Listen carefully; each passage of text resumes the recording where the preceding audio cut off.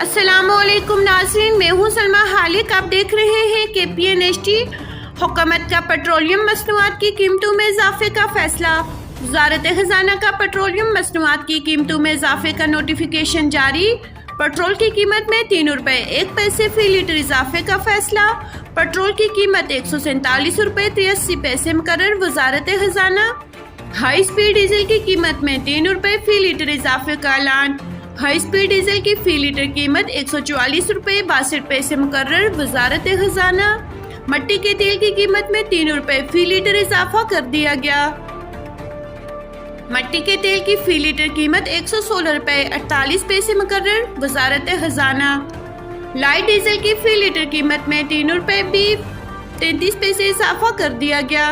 Light diesel की फी litre नई कीमत 114 रुपये 54 पैसे मुकर्रर। वज़ारत ख़ज़ाना। नई कीमतों का इतलाक 16 जनवरी रात 12 बजे से होगा। मज़ीद न्यूज़ अपडेट्स के लिए देखते रहिए KPN-HD।